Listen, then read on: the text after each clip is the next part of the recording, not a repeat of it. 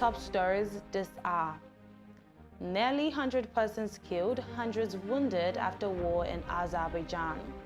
10 killed, 4 wounded as tornado hits in China. 5 killed after suspected turf war in South Africa. Welcome to the World News on VOP TV. I am Kayla Abraham. A former top official in Nagorno-Karabakh's ethnic Armenian administration has stated that close to 100 persons have been killed and hundreds more wounded in the breakaway region after he accused Azerbaijan of starting what he called a big war. Azerbaijan rejects accusations that its aim is to ethnically cleanse Karabakh and says it will protect the rights of the area's ethnic Armenian civilians under its own constitution. It says it is determined, however, to remove the breakaway region's political and military structures. In the same vein, Azerbaijan has mentioned that its military operation in Armenian-controlled Nagorno-Karabakh continued successfully after the U.S. called on it to halt hostilities and Russia urged both sides to stop the bloodshed in the disputed region. Azerbaijan's defense ministry mentioned in a statement on Telegram that the military measures continue successfully with weaponry and military equipment destroyed. On Tuesday, Azerbaijan sent troops backed by artillery strikes into Nagorno-Karabakh in an attempt to bring the breakaway region to heel. Tensions have been rising for months over the contested region with a majority ethnic Armenian population in the South Caucasus. U.S. Secretary of State Antony Blinken urged Azerbaijani President Ilham Aliyev to immediately cease hostilities. He also told Armenian Prime Minister Nikol Pashinyan that Washington supported Armenia's sovereignty. Russia urged the conflicting parties to immediately stop the bloodshed. The mountainous Nagorno-Karabakh region is internationally recognized as Azerbaijani territory, but part of it is run by separatist Armenian authorities who say it is their ancestral homeland. 2 tornadoes within hours has killed 10 people and seriously injured 4 others in eastern China. The first tornado hit parts of Sunken City in Jiangsu province on Tuesday afternoon. It destroyed 137 homes and damaged cropland and pig farms. Videos posted online of the first tornado showed cars that had been tossed about, including at least one flipped onto its side and debris swirling in the air above a several-story high building. State news disclosed that power and road service had been restored in the Sunken area. Tornadoes are rare in China but have caused deaths in Jiangsu in recent years. 1 person in the province was killed in a tornado last year and 4 died in 2021. Another tornado killed 8 people in the city of Wuhan the same day. A second tornado in the evening killed 5 people in Yancheng City, which is in the same province about 190 kilometers southeast of Sunken. State media mentioned that more than 5,500 people had been affected by the tornado and 1,800 homes were damaged or destroyed. High winds and torrential rain also destroyed field of crops. Weather warnings also went out on Wednesday for the southwestern region of Chongqing, several areas in southwestern Sichuan, southern Hunan, eastern Anhui, and central Hubei. China saw record-breaking downpours and weeks of historic heat this summer, with scientists saying the wild weather was being exacerbated by climate change. Whole villages in Jiangsu were leveled and at least 98 people were killed in 2016 after the region was hit by a storm with hurricane-force winds and the worst tornado in half a century. Meanwhile, senior Chinese and Russian officials have called for close policy coordination on bilateral and international affairs during security talks as foreign ministers of the Group of 7 nations pressed Beijing to help rein in Moscow in Ukraine. During the latest round of strategic security consultations on Tuesday, Chinese Foreign Minister Wang Ying, a Politburo member who also heads the Communist Party's Foreign Affairs Office, had an in-depth exchange of views on a wide range of issues related to the deepening of strategic cooperation with Nikolai Patrushev, the head of Security Council of Russia. The Chinese Foreign Ministry stated that the two sides strengthened coordination and enhanced mutual trust during the meeting. Wang mentioned that close policy coordination with Russia had strengthened bilateral relations, which have withstood the test of international storms and changes. On that strategic security consultation mechanism, senior officials of the two sides have met almost every year since 2005. According to the Chinese Foreign Ministry, Wang stated that China was willing to work with Russia to release the potential of the mechanism so as to safeguard the national security of both countries and make bigger contributions to peace and stability of the world. The Chinese statement disclosed that the two sides also agreed to strengthen cooperation in law enforcement, non-proliferation, and global governance of emerging technologies. Now, the killing of 5 people in Richards Bay on the north coast of KwaZulu-Natal on Tuesday could be a raging territorial war between drug lords in the area. It is alleged that the unknown men opened fire outside a retail supermarket, killing 4 people on the spot, while a 5th person died on the way to the hospital. Police stated that a drug war could not be ruled out as the motive for the killing.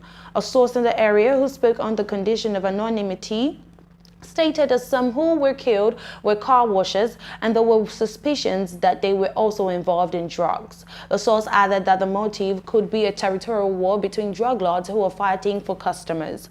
One of the deceased was identified as Thulani Rasta Nzumalo from Miganzi village outside Richards Bay. Speaking to reporters on Tuesday, his brother Nkosinathi Nzilamo said he believed his brother was killed by mistake because he had just alighted from the car he was driving, telling him he wanted to see the driver of the bus that was being washed. Police spokesperson Colonel Robert confirmed the shooting, and the police have launched a manhunt. Meanwhile, South Africa's president highlights the glaring absence of female representation in world decision-making. President Cyril Ramaphosa received a round of applause when he asked world leaders attending the 78th UN General Assembly in New York why most participants were men. Ramaphosa posed the question during his presentation of the country's national statement on Tuesday, saying women had a right to be empowered and participate in decision-making institutions in the world. He stated that the achievement of the UN Sustainable Development Goals depends fundamentally on the empowerment of women in all spheres of life. He used the opportunity to push for inclusive, representative, and democratic advancement of the interest of all nations. A magnitude 6.0 earthquake has struck near Geraldine in the center of New Zealand's South Island, but initial reports indicate no injuries or significant damage. Government says making monitor Lled made this known on Wednesday. The earthquake, the largest in the country this year, hit on Wednesday morning at a focal depth of 11 kilometers. Lled disclosed that more than 14,000 people had reported feeling the shake, some as far north as Auckland in the North Island. Sarah Hussein, a farmer close to the epicenter, disclosed that the quake had been stronger than others she remembered. Scott Shannon, deputy mayor of Timaru near the center of the earthquake, told journalists that there had been no immediate reports of damage, but checks were ongoing. The quake struck not far from where a 6.3 magnitude quake hit in 2011, killing 185 people and causing major damage in the South Island city of Christchurch. Now, Ukraine's forces are closing in on one of the main supply routes into eastern Ukrainian city of Bakhmut. It added that Russia had continued to hold the railway line which runs along an embankment between Klishchivka and T-0513, creating a readily defendable obstacle. The British intelligence report highlighted the recent redeployment of Russian airborne forces from Bakhmut to Zaporizhia in southern Ukraine have likely weakened Russia's defenses around Bakhmut. On Monday, the commander of Ukraine's ground forces, Colonel General Alexander Syrskyi, Zelensky stated the Ukrainian forces broke through Russia's defense line while the Russians are pulling in all available reserves. He added that after all these settlements, small at the first glance, were important elements of the enemy's defensive line that stretched from Bakhmut to Horlivka.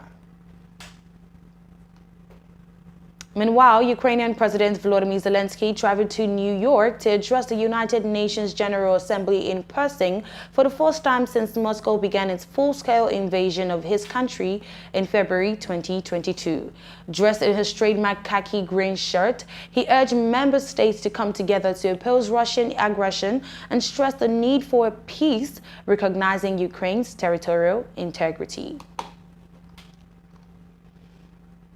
Now, South Korean president has plans to underline what he describes as the illicit, dangerous military dealings between North Korea and Russia at the United Nations on Wednesday, following the two countries' West summit last week.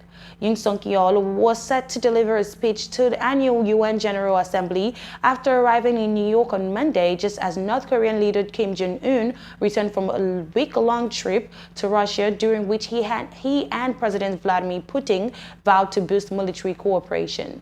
Seoul and Washington have expressed concern that Russia could be trying to fetch ammunition from the north to shore up its thinning stockpile due to its invasion of Ukraine, while Pyongyang secures technological aid over its nuclear and missile programs. In his remarks, Yoon would warn against any military trade between Moscow and Pyongyang and promote South Korea's efforts to help Ukraine fight Russia's aggression. A presidential official stated that in his remarks, Yoon would warn against any military trade between Moscow and Pyongyang. But the official ditched Moscow's claims, saying South Korea has been watching military transactions take place for several months prior to the summit between Kim and Putin. Meanwhile, North Korean leader has returned home from a trip to Russia where he deepened comradely fellowship and friendly ties with President Vladimir Putin. During Kim Jong-un's six-day trip to Russia, his longest foreign travel as a leader, the two countries stated that they discussed boosting their defense ties but didn't disclose any specific steps. Foreign experts speculate the two countries, both locked in confrontation with the West, were pushing to reach arms transfer deals in violation of UN Security Council resolution. The official Korean news agency, in separate reports, stated that Kim's train crossed the border river on Monday morning, and Kim was greeted by the ardent cheers of a huge crowd at the Pyongyang rail station on Tuesday evening. Wednesday's reports disclosed that senior North Korean officials congratulated him on advancing relations with Russia. The UK's Prime Minister is preparing to water down some of Britain's climate commitment, saying the country must fight climate change without penalising workers and consumers. Rishi Sunak issued a late-night statement on Tuesday in response, saying the Prime Minister was considering extending deadlines for bans on new gasoline and diesel cars currently due in 2030 and on new natural gas home heating. Sunak stated in a speech this week, he will set out a proportionate approach to the environment. He did not set a date for the speech, which could come as early as Wednesday. Sunak did not confirm details of his announcement. He also said he will keep a promise to reduce the UK's emission of climate-warming greenhouse gases to net zero by 2050, but in a better, more proportionate way. The news drew dismay from environmental groups, opposition parties, and some members of Sunak's governing Conservative Party. It broke as senior politicians from the UK and around the world gather at the United Nations General Assembly in New York, where climate is high on the agenda. Now, the president of Kenya, William Ruto, has met with Ukrainian President Volodymyr Zelensky on the sidelines of the United Nations General Assembly in New York in the United States. During the Tuesday, September 19 meeting, Ruto reiterated his support for a peaceful solution to the Russian invasion of Ukraine. Zelensky used the opportunity to welcome Ruto and his team to Kiev amid the Russian invasion. During the talks, the the two heads of state discussed various issues, among them enhancing cooperation between the two countries. This was not the first time the two leaders were having a similar discussion. In September 2022, Zelensky congratulated Ruto after being declared Kenya's president, beating his arch-rival Raila Odinga in the August 9 general election. The South Sudan People's Defense Forces has confirmed that it used helicopters during combat with armed civilians in Pochala County of the Great Pibor administrative area. This comes after the Anuak youth disclosed in a statement on Monday that the South Sudan Army used helicopters to attack civilians who they said have not done anything wrong. They said that the fighting began when the SSPDF in the area attacked to kill its own former commander there. The Anuak youth statement accused Colonel Achiul Ayat, the SSPDF commander in Pochala, of assassinating Joseph Okwom in cold blood in front of his family and the entire community. The statement also alleged that the SSPDF sent 2 helicopter gunships to launch an indiscriminate attack on civilians in Pochala town. However, SSPDF spokesman Lolo Rawi Kwang revealed in a brief social media statement that the use of air power by the army is justified after the armed youth breached the southern part of the defensive trenches dug by the SSPDF troops located in the area. The Anuak youth have denied that they were the first to attack the SSPDF and that they organized to respond after the army killed their permanent member. The fighting in Pochala is the latest in a series of clashes between the SSPDF and armed civilians in the greatest Pibor administrative area. The conflict has displaced tens of thousands of people and has left hundreds of dead. It is unclear what sparked the latest round of fighting, but it is likely linked to the long-standing tension between the Anuak and the government.